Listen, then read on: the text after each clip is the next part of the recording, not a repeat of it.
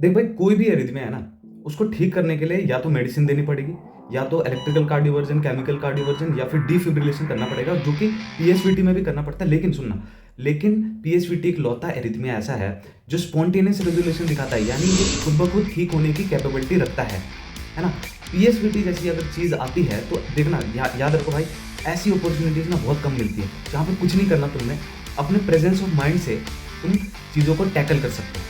तो पीएसवीटी का मतलब क्या होता है? Proximal supraventricular tachycardia. प्रोक्सिमल का मतलब होता है अचानक से, सुप्रावेंट्रिकुलर मतलब वेंट्रिकल्स के ऊपर, यानी एट्रियम का एरिया है ना, जो एट्रियम का एरिया होता है, एवी नोड आता है जिसमें, वो सब एरिया है ना, वो इन्वॉल्व करता है ज़्यादातर, जिसकी वजह से टैकीकार्डिया होने लग जाता है। टैकीकार्डिया का मतलब क्या होता है कि हार्ट रेट 100 से ज़्यादा पहुंच। अब ये वाली स्लाइड देखना, इसमें क्या है कि नॉर्मल ईसीजी ऐसी होती है ना, नॉर्मल पी वेव बनती है, फिर क्यूआरएस, फिर टी वेव बनती है। अब जब टैकीकार्डिया होगा तो ऑब्वियसली आरआर इंटरवल पास आएंगे, और होगा क्या कि पी एंड टी वेव मर्ज करके एक बड़ी वेव बना देती है, और ये पीएसवीटी में दिखती है। तो इस ईसीजी को ध्यान से देख लो, ये पीएसवीटी में ऐसा ईसीजी तुम्हें मिलता है, ठीक है। सिम्टम्स में क्या होगा, जब पेशेंट आएगा तुम्हारे पास तो वो क्या लेके आएगा कि इसको पैल्पिटेशन हो रही है, चेस्ट पेन हो रहा है, डिस्निया हो रहा है, डिजीनेस हो रही है। और मजे की बात यह है कि तुम इन सब चीज़ों को रिजॉल्व कर सकते हो अपने प्रेजेंस ऑफ माइंड से। अब बताता हूँ कैसे।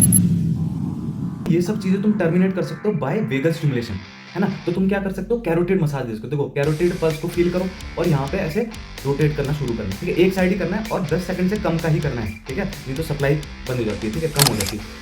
तुम कोल्ड वाटर स्प्लैश भी दे सकते हो, या ठंडा पानी पिलाने से भी हो जाता है ना। आइस बैग लगा सकते हो फेस में, है ना, या बल सलवा करा सकते हो। तो सोचो कितनी बड़ी बात है कि तुमने एक एरिथमिया को टर्मिनेट कर दिया, है ना। अब जब तुम ईसीजी निकालते हो तो तुम उसमें पाओगे नैरो क्यूआरएस टैकीकार्डिया। अब देखो, नॉर्मली जो क्यूआरएस का गैप होता है वो ज़्यादातर 3 स्मॉल बॉक्स का होता है, लेकिन यहाँ पे वो 1 स्मॉल बॉक्स या फिर उससे भी कम हो जाएगा, तो मतलब वो बहुत नैरो हो जाएगा, नैरो क्यूआरएस हो जाएगा, ठीक है। और टैकीकार्डिया तो है ही, तुम्हें पहले से बता रहा हूँ, हार्ट बहुत तेजी से बीट कर रहा है ना। दूसरा इसमें तुम्हें मिलेगा एसटी डिप्रेशन, और तीसरा तुम्हें मिलेगा हिडन पी वेव। देखो यहाँ पे मैंने हिडन पी वेव लिखा है, ना कि absent P wave. Absent P wave atrial fibrillation होती है, यहाँ पे क्या है, हिडन पी वेव्स। देखो, प्रॉपर मैनेजमेंट की बात करते हैं तो सबसे पहले तुमने ब्लड प्रेशर नापना है। अगर ब्लड प्रेशर ठीक है, ठीक का मतलब क्या है, यानी 90/60 से ऊपर है, सही चल रहा है सब कुछ, है ना, तब तुम बेलसलवा दोगे, या तब तुम हॉट मतलब कोल्ड स्प्लैश दोगे, है ना, और तब तुम ठंडा पानी पिलाओगे। ये सब चीज़ें तब करनी है। ऐसा नहीं कि कोई बेहोश पड़ा हो तुम ये सब कर रहे हो, ये नहीं, है ना। जब वो ठीक है, स्टेबल है, तब तुमने ये करना है। उसके बाद तुमने 6 mg एडिनोसिन इंजेक्ट करना है। अब देखो, एडिनोसिन करता क्या है, एडिनोसिन में डी आता है ना, AD ना, जो दूसरा अक्षर, तो ये क्या करता है, डिक्रीज करता है हार्ट रेट को, ऐसे मैंने याद किया। तो ये डिक्रीज करने लग जाता है ना। यहाँ पे टैकीकार्डिया हो रहा था, हमें यही चाहिए कि डिक्रीज हो जाए, ठीक है। अब देखो, एक क्वेश्चन पूछता हूँ कि कैफीन हार्ट रेट को क्या करता है? ऑब्वियसली इंक्रीज करता है ना। तो कोई कैफीन पी के आया है, अगर कॉफी वॉफी पी के आया है, तब तुम्हें हो सकता है 12 mg एडिनोसिन देना पड़े, क्योंकि हार्ट रेट और तेज हो गया, अब तुम्हें और स्लो करना है, तो डबल डोज लग रही है, समझ लो। एडिनोसिन देने में सबसे बड़ी प्रॉब्लम ये होती है, ब्रोंको कॉन्स्ट्रिक्शन करता है। तो इसलिए तुमने पूछना है पहले कि कहीं तुम्हें अस्थमा तो नहीं है ना। अगर उसको अस्थमा है तो एडिनोसिन नहीं देना, तुम क्या दे सकते हो, फिर विरापोमिन जैसी ड्रग दे सकते हो। Now coming to next scenario कि भाई बीपी बहुत ही क्रैश कर चुका है, बहुत ही नीचे है, अनस्टेबल है, बेहोश पड़ा हुआ है, ठीक है। तो तुम कुछ नहीं, या तो सीपीआर रिपेयर शुरू करता है, पल्स वल्स आ नहीं रही तो, है ना।